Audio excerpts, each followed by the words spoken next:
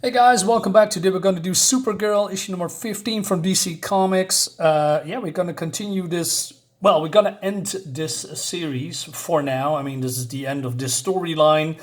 I'm doing probably a couple of them a little bit, later in the future, but not a continuation, like issue 16.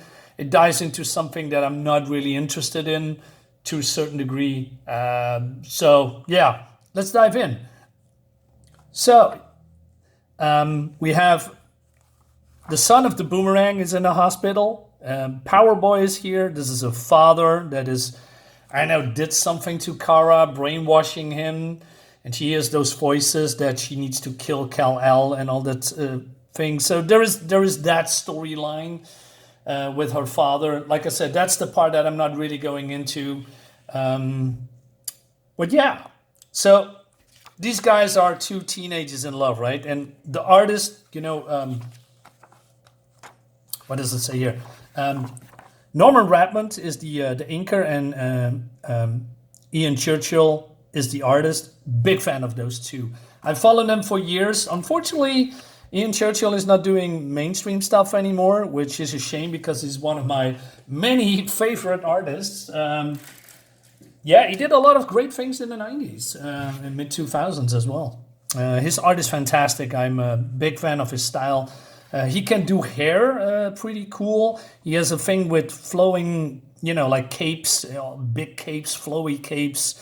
He does the muscular men and the beautiful, thin, good-looking women. He does that very well.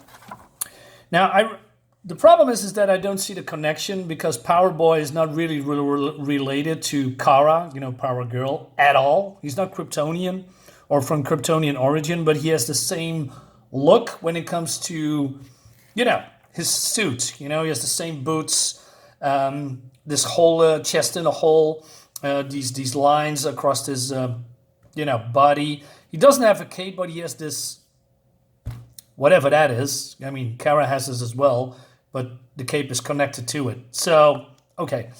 But we're going to find out who he really is, right? And she is then flying here in front of the hospital and she wants to pay him a visit. And Powerboy doesn't like that. He says, hey, why don't you go back to my place? I'm coming back to you a little bit later. Then his face says it all. He's going totally crazy. He says, don't turn your back on me when I'm talking to you. And again, look at this. This looks fantastic, right? Looks really, really good. And I'm not really sure what his power set actually is, what it can do. Is it's kinetic? Is it's energy based? Not really sure, but he can pack a punch. And he says to her, hey, stay calm. And she says, what's going on? See, what you made me do, you made me lose my temper. I hate losing my temper. It's embarrassing. He grabs her by the hair, drags her away. Please come down so we can talk. And he throws her away. He says, calm down so I don't have to hurt you. This is also ironic. And but he says, you touch me again and I will kill you. But he got her by surprise. He says, that doesn't sound like you at all. You're upset and confused, and you shouldn't take it out on me. And he says, I love you. I want to talk. I want to help you. And we have some kind of a subplot with Felix Faust. We're not going into that. So this woman is, going more showcased in the future. But like I said, we're not going into that. But then she wakes up, and she realizes that Powerboy is a psycho. And she has some dampening gloves on, right? And or strength dampeners, basically, not power dampeners, strength dampeners. It's a little bit. He says, hey, I want to talk to you, and he explains that his power comes from being an empath, right? He can feel hate, love, fear, pain, but it goes the other way around. So he can, absorb those feelings and turn it into power, I guess, right? He says, I'm doing this for you, right? And we could be perfect each other. And he was in love with her when he first saw her on Apocalypse. Yes, he is coming from Apocalypse.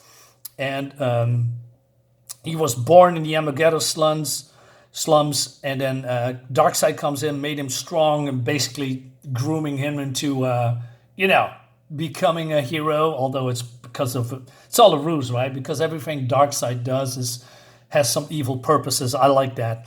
This is a flashback, by the way, when she was on Apocalypse, in thrall of Apocalypse, right?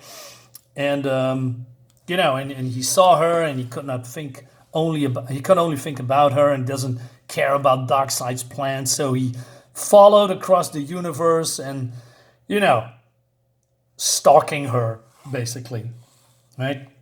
And then he is grabbing the same garb as she had here when she was in Apocalypse, and because he thinks that she is lost and weak, and that only his love can save her, right? Something that she can be proud of. And he says, "We can be perfect together if you let me fix you." Now, what I like about Ian's art, but also the creative team, is that the unpredictability in this book, like she's, being punched in the face. Well, not really punched in the face. I didn't see this coming at all, right? And that makes it fun to look at, read these comics. But also, this. She says, "We need to break up." And she's using her heat vision to burn his hand to the bone. Yeah, she has a vicious strike. She has a way more anger, and she's more vicious than Kal-El, right? But this looks great. Again, another thing that I didn't see coming. I mean, I thought it was more monologuing, or that she's gonna break free somehow, but not in this fashion. She also immediately melts her bonds, her power, strength dampeners. And he doesn't say, "What do you do?" Right? "You hit me. You said you love me, and you hit me." Hovering above him. He said, "Wait," he says. He's being punched outside, and he doesn't know what's going on. He said, "You need to listen to me." He said, "I'm warning you, stop it or do it again. You can be happy if you just do what I tell you." And she says, "No one who says he loves you should hit you, ever." Again with the resolution. The light here is atrocious. So this is probably better. Yeah. Okay, have to remember that. It's throwing this building on top of her. But then he, teleports away because he has a father box instead of a mother box, which I think, wait a minute, yeah, I knew there were father boxes, but I don't know the whole lore behind it. Anything he can now is now safe, but no, it's getting hit in the junk. "I outflew Superman, honey. We're not done." And so he says, "I'm not sure you can hear me, but read my lips," threatening him so not to talk to him, look at her, otherwise, she's gonna break every bone in his body. So she goes to the father box, breaks it or something, or damaging it, and then some kind of a portal is opening. But then she has this voices in her head. But then the father box says that the unit must be sealed or destroyed before complete temporal spatial eruption. Wait a minute.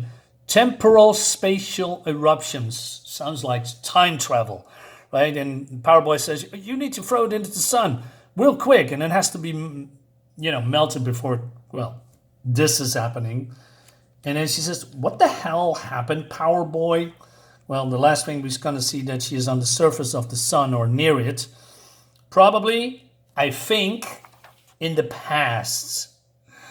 But I do not know for sure. Like say, we're going to skip this particular part. I don't think that is that interesting or interesting much enough to make a video about. Unless, again, the interest is there that you want me to do it. So leave a comment below. Subscribe to my YouTube channel so that you can have the updates of the upcoming videos. Well, I'm doing mostly daily videos, so there's that. All right, guys, thank you so much for watching. I hope you liked the video. Again, if you want to see more Supergirl or Supergirl-related books with her in it, I have a couple of them with, Legion of Superheroes, Brave and the Bold as well. Brave and the Bold series was pretty cool with George Perez's art. We can take a look at that as well. All right, guys. Thank you so much for watching. Hope you liked the video, and I see you on the next one. Bye-bye.